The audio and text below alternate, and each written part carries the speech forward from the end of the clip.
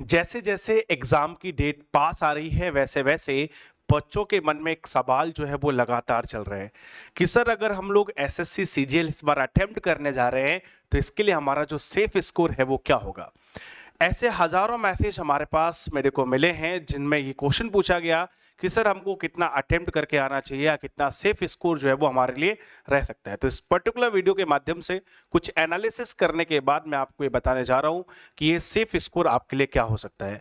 हालांकि ध्यान रखना, अभी इतने पहले से आपके लिए सेफ स्कोर बताना काफी मुश्किल भरा और जोखिम भरा काम है, क्योंकि अभी तो एग्जाम ही नहीं हुआ है और एग्जाम से पहले प्रिडिक्ट करना कहीं ना कहीं थोड़ा सा जोखिम भरा होता है।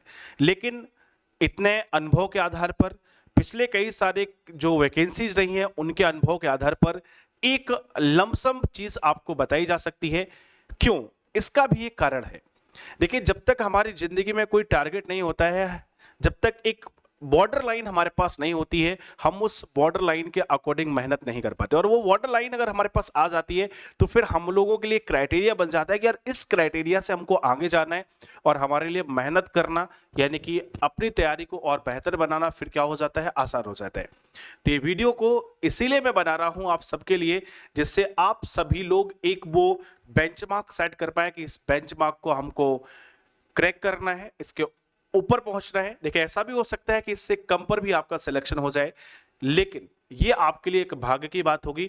यहां पर एक मिनिमम क्राइटेरिया हम लोग सेट करेंगे और आप लोगों को इतनी मेहनत करनी है, अपनी स्ट्रेटजी इतने अच्छे से बनानी है, इतने अच्छे से अपने कंसेप्ट को लेके चलना है कि आप उस बेंचमार्क तक पहुंच पाए। तो चलिए इस वीडियो को शुरू करते हैं। मेरा नाम शिवम द्विवेदी है और आप सभी लोग मुझे मैथ्स बाय शिवम द्विवेदी पे देख रहे हैं। तो वीडियो को शुरू करते हैं और जानते हैं वन बाय वन एक एक बातों को कि आपके लिए एसएससी सीजीएल 2024 में अगर अपियर होने जा रहे हैं तो टीयर 1 का जो सेफ स्कोर है वो क्या हो सकता है। सबसे पहले इसके लिए मेरे भाई हम लोग लास्ट 5 ईयर की जो डिटेल्स है उन पे चर्चा कर लेते हैं कि लास्ट 5 ईयर्स में जो टीयर 1 का नंबर ऑफ वैकेंसीज रहा है वो क्या रहा है और उसके आधार पर हमारी जो कट ऑफ्स रही हैं वो क्या रही हैं, और कट ऑफ में जो चीजें हमको दिख रही हैं वो रॉ मार्क्स या नॉर्मलाइज मार्क्स हैं। ये सारी की सारी जो इंफॉर्मेशन है वो मैं आपको यहाँ पर जो है वो प्रोवाइड करा रहा हूँ। तो जरा क्विकली हम लोग इसको क्या कर लेते हैं, जरा एक बार देख लेते हैं, एक बार नजर डाल लेते हैं। देखिए, सबसे पहले हम लोग बात कर रहे हैं 2023 में। 2023 में अगर आप देखेंगे तो यहाँ पर मेरे भाई हमारे पास जो वैकेंसी थी वो 8,415 वैकेंसी थी। अगर हम लोग यहाँ पे देखेंगे तो आप देख सकते हैं 71,112 कैंडिडेट को यहाँ पर क्या किया गया था, क्वालिफाई किया गया था। किसके लिए? टीयर 2 के लिए। यानी कि अगर आप यहां से देखें तो 8 नाम 72 यानी कि लगभग 9 गुना के आसपास, ठीक है, या अप्रोक्सीमेटली आप राउंड ऑफ करके ले तो 10 गुना भी ले सकते हैं। 9 पॉइंट समथिंग आएगा और मैंने कहा 9 पॉइंट समथिंग आएगा, अगर आप लगभग में लेंगे तो 10 गुना भी आप इसको ले सकते हैं। यानी कि लगभग 10 टाइम कैंडिडेट्स को यहाँ पे सेलेक्ट किया गया था और यहाँ पे जो कट ऑफ रही थी वो 150 नंबर रही थी। 2022 में जब हम यही बात करते हैं तो यहाँ पर एक्सेप्शनली बहुत ज्यादा वैकेंसी थी। मतलब इतनी ज्यादा वैकेंसी ना तो इससे पहले आई है और शायद आगे भी कभी इतनी ज्यादा वैकेंसी की कोई गुंजाइश रहे, इसके बहुत ही कम चांसेस हैं। हालांकि इस बार अच्छी खासी वैकेंसी है। यहां पर अगर हम लोग देखेंगे तो 36,000 वैकेंसी थी और यहां पर अगर आप देखेंगे तो यहां पर भी लगभग 10 गुने कैंडिडेट को जो है वो सेलेक्ट किया गया था। और यहाँ पे कट ऑफ जो है वो कितनी रही थी, 114 जो है वो कट ऑफ रही थी। चूंकि वैकेंसी काफी ज्यादा थी, आपको देखो कट ऑफ में भी काफी ज्यादा ड्रॉप दिख रहा होगा। तो अभी मैं आपको आगे ये भी बताने वाला हूँ कि कट ऑफ के लिए वो कौन कौन से फैक्टर्स होंगे जो आपके काम करते हैं, मतलब कौन कौन से वो चीजें होती हैं जो कट ऑफ के लिए निर्धारित होती है, जिससे कट ऑफ का निर्धारण होता है, उन सभी पे चर्चा करूंगा। 2021 में अगर मेरे भाई यही बात करते हैं तो 7,621 हमारे पास वैकेंसी थी। यहां पे अगर आप देखेंगे तो लगभग 15 गुना जो है लोगों को सिलेक्ट किया गया था। 15 सत्ते 105, 120 तो ज्यादा हो जाएगा, 8 गुना करेंगे तो लगभग 15 गुने लोगों को यहाँ पे लिया गया था। और यहाँ पर जो कट ऑफ थी वो कितनी थी, 130 थी। ऐसे ही मेरे भाई अगर हम 2020 में बात करें, यहाँ पे 7,108 वैकेंसी थी और यहाँ पर भी अगर आप देखेंगे तो लगभग 15 गुना लोगों को यहाँ पे लिया गया था। और कट ऑफ यहाँ पे कितनी थी, 132 थी। यहां पे अगर हम लोग बात करें 2019 में तो 9,488 वैकेंसी थी। यहां पे भी अगर आप देखेंगे तो लगभग 15 गुने लोगों को लिया गया था। 1,25,279 लोगों का सिलेक्शन हुआ था और कट ऑफ यहाँ पर थोड़ी सी ज्यादा थी। एक्सेप्शनली अगर आप देखेंगे यहाँ पे थोड़ा सा ऑब्जर्व करेंगे तो आपको नजर आएगा कि ये वाला जो साल है, ये वाला साल है, ये वाला साल है और ये वाला साल है, लगभग वैकेंसी का जो स्तर है यहाँ पे लगभग समान रहा है।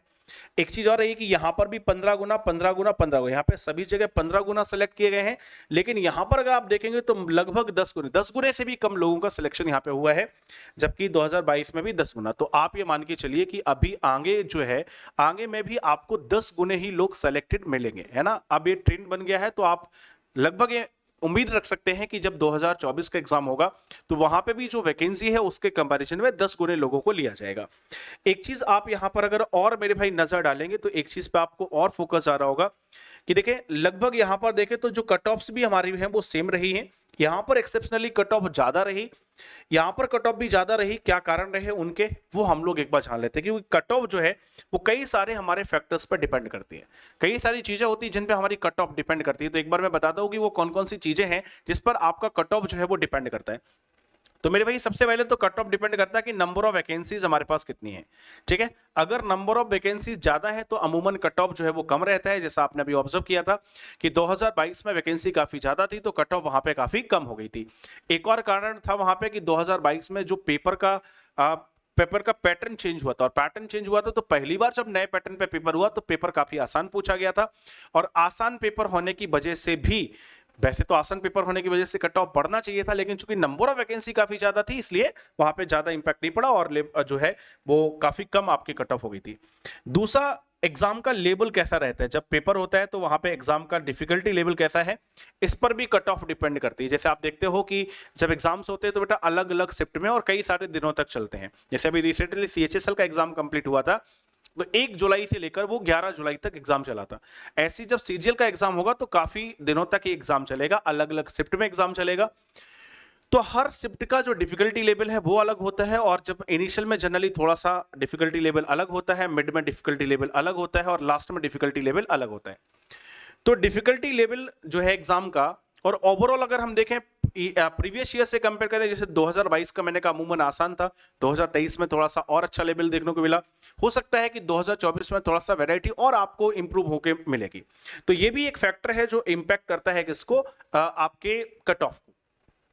इसके अलावा नंबर ऑफ कैंडिडेट कितने अपीयर्ड हो रहे हैं, ठीक है, कितने लोग अपीयर्ड होते हैं। जनरली बेटा वैकेंसी ज्यादा होती है तो जो एप्लीकेंट होते हैं वो भी ज्यादा हो जाते हैं, लेकिन अगर जो नॉर्मलाइज वैकेंसी है जो लगभग जितनी आती है हर साल उतनी आती है, तो जितने लोग हर साल अपीयर हो रहे हैं उतने ही अपीयर होने के चांस होते हैं। लेकिन अगर हम बात करें 2024 में तो आपको पता है कि 17,000 से ज्यादा वैकेंसी है, और 17,000 से ज्यादा मतलब लगभग डबल वैकेंसी है जितनी आती है उससे, और अभी इसके बढ़ने के भी चांसेस हैं आगे। तो नंबर ऑफ एप्लीकेंट की संख्या भी इस बार क्या हो सकती है, बढ़ सकती है। इसके अलावा रिजर्वेशन जो पॉलिसी होती है वो भी इंपैक्ट करती है कि कट ऑफ हमारे पास क्या रहेगा। नॉर्मलाइजेशन प्रोसेस बहुत इंपॉर्टेंट है। देखें जब अलग अलग शिफ्ट में होते हैं, अलग अलग डिफिकल्टी लेवल होता है, तो नॉर्मलाइजेशन जो प्रोसेस है वो भी हमारे पास क्या होती है मेरे भाई, अलग अलग होती है, मतलब सबके लिए। तो कितने नंबर बढ़ रहे हैं, कितने नंबर घट रहे हैं, डिफिकल्टी लेवल के अकॉर्डिंग ही नॉर्मलाइजेशन प्रोसेस रहेगी, तो ये भी बहुत ज्यादा इंपैक्ट करती है, ठीक है। इसके बाद जो कैंडिडेट की परफॉर्मेंस रही उस एग्जाम में, यानी कि कैंडिडेट कितने ज्यादा तैयार थे, इस बात पे भी हमारी जो कट ऑफ है वो क्या करती है, वेरी करती है। जैसे आपने देखा होगा कि 2022 के बाद 2023 की जो कट ऑफ है वो काफी ज्यादा बढ़ गई। कारण क्या रहा कि 2020 से लेकर 22 तक कोरोना का दौर चला, तो जब 2022 का एग्जाम हुआ उसके बाद जब 2023 का एग्जाम हुआ तो दोनों के बीच बहुत ज्यादा गैप नहीं था। तो जो लोग 2020 से तैयारी कर रहे थे वो सारे लोग 22 के एग्जाम में भी अपेयर हुए, 23 के एग्जाम में उनकी और बेहतर तैयारी हो गई। तो सारे के सारे लोगों ने जो 2022 में अटेम्प्ट करने वाले थे वो 2023 में भी अटेम्प्ट कर गए। तो इस वजह से वहां पर भी कट ऑफ आपका जो है वो क्या हो गया, इंक्रीज हो गया। तो कई सारे फैक्टर्स हैं जो कट ऑफ को क्या करते हैं, डिसाइड करते हैं। अब जरा हम लोग आते हैं यहाँ पे और बात करते हैं किसकी, बात करते हैं कि ये सारी बातें जो मैंने अभी आपको इंग्लिश में लिख के दी थी ये हिंदी में भी लिख के दी है कि अगर कोई हिंदी मीडियम वाला छात्र है तो वो आप समझ ले। रिक्तियों की संख्या पर डिपेंड करता है, परीक्षा का कठिनाई स्तर क्या है इस पर डिपेंड करता है, उम्मीदवारों की संख्या क्या है इस पर निर्भर करता है, सामान्यीकरण की जो प्रक्रिया है उस पर भी निर्भर करता है, और उम्मीदवारों का कैसा प्रदर्शन रहा इस बात पर भी निर्भर जो है वो करता है हमारा क्या, कट ऑफ। अब हम लोग यहां पर बात करने वाले हैं, अगर हम थोड़ा सा आगे आए, कि अब जो आपकी एक्सपेक्टेड कट ऑफ डिटेल है, यानी कि आपके लिए क्या सेफ स्कोर जो है हो सकता है कि उतना अगर आप अचीव कर लें तो आप उस बेंचमार्क तक पहुंच जाएंगे जो आप लोग जिसके लिए आप मेहनत कर रहे हो। तो अगर मेरे भाई इसकी हम बात करें तो देखें, मैं आपको 2024 पे थोड़ा नजर डाल देता हूं। 2024 पे मैंने यहाँ पे नजर डाली तो यहाँ पे 17,727 वैकेंसी हमारे पास बनती है और मैंने लगभग 10 गुने इसके कैंडिडेट लिए हैं, तो लगभग 10 गुने लेंगे तो इतने लोगों का सिलेक्शन हमारे पास यहाँ पे होगा। और ध्यान रखना, यहाँ पर जो हमने एनालिसिस किया था, यहाँ पे जो भी हमारा एनालिसिस था उस पर अगर आप गौर करें तो ये जितने भी मार्क्स हमने यहाँ पे लिखे हैं, ध्यान रखना ये सारे के सारे मेरे भाई कैसे हैं, ये सारे के सारे नॉर्मलाइज्ड मार्क्स हैं। ठीक है, ये सारे के सारे क्या है मेरे भाई, नॉर्मलाइज्ड मार्क्स हैं, इसको आपको ध्यान रखना है। ठीक है, यानी कि ये नॉर्मलाइजेशन के बाद के मार्क्स यहाँ पे दिए हुए हैं, जहां पे किसी लोगों के कुछ मार्क्स बढ़े होंगे, किसी के लिए कुछ घटे होंगे। ठीक है, तो यहां पर मेरा एक्सपेक्टेशन ये है कि अगर आप रॉ मार्क्स 128 प्लस लेके आ जाते हैं कहां पर 2024 में, क्योंकि यहां पे वैकेंसी बड़ी है और वैकेंसी बड़ी है तो मैंने कहा कट ऑफ थोड़ा सा आपका ऑन एवरेज रहेगा। तो ये मैं आपको वो कह रहा हूं कि अगर आप इतना मार्क्स प्राप्त कर लेते हैं तो आपकी इस बात की प्रबल संभावना है कि आपको टीयर 2 देने को मिल जाएगा। और ये हम बात कर रहे हैं किसके लिए, अनरिजर्व्ड कैटेगरी के लिए, यूआर कैटेगरी के लिए। तो आप अनरिजर्व्ड कैटेगरी में इतना मान सकते हो, बाकी में 2-4 नंबर प्लस माइनस करके ले सकते हो। लेकिन मैं चाहूंगा कि हर बच्चा यहाँ पे जितने भी एस्पायरेंट हैं सब बच्चे टारगेट करके चले कि हमको 128 प्लस मार्क्स जो है वो रॉ स्कोर लेके आना है किसमें, सीजीएल के प्री एग्जाम में, यानी कि टीयर 1 के एग्जाम में। और अगर आप ये लेके आते हैं तो ऐसा मेरा मानना है कि आपका सिलेक्शन जो है वो हो जाएगा, ये आपके लिए सेफ स्कोर हो जाएगा। और ये बात मैंने किसके आधार पर कही है, जितनी भी अभी हमने कट ऑफ देखी है, जितने भी हमने प्रीवियस ईयर सारी चीजों का एनालिसिस किया है, उसके बाद पर मैं आपको ये बात बता रहा हूं। ठीक है, इसके बाद भी अगर आपके मन में कोई सवाल है, कोई क्वेश्चन है, तो आप उसको पूछ सकते हो। अगर मेरे भाई आपको वीडियो पसंद आया हो, आपको लगा हो कि एनालिसिस के आधार पर सारी बातें मैंने आपको बताई हैं, तो आप इसको लाइक जरूर करिएगा, साथ ही साथ दोस्तों में शेयर करिएगा और चैनल पे अगर नए हैं तो सब्सक्राइब जरूर कर लेना है। और अगर आप मेरे साथ तैयारी करना चाहते हैं तो ये रैंकर्स बैच आपको लोग ये चल रहा है, जो 1 ईयर वैलिडिटी के साथ आपको मिलता है। ठीक है, 1 ईयर वैलिडिटी के साथ आपको मिलता है live plus recorded classes, type wise DPPs, handwritten class notes, updated content और 0 से एडवांस लेवल। अगर कोई भी क्वेरी है या कोई भी एक्स्ट्रा इन्फो चाहिए है तो वो आप इस नंबर पे मैसेज करके प्राप्त कर सकते हैं। इस वीडियो में फिलहाल इतना ही, मिलते हैं हम लोग अगले वीडियो में अगली इंफॉर्मेशन के साथ। तब तक के लिए अपना ख्याल रखिए, हंसते रहिए, मुस्कुराते रहिए और मेहनत के साथ पढ़ते रहिए। और कोई भी सवाल आपके मन में हो तो उसको वीडियो के कॉमेंट में आपको डाल देना और पूछ लेना है। Jai Hind, love you all, take care.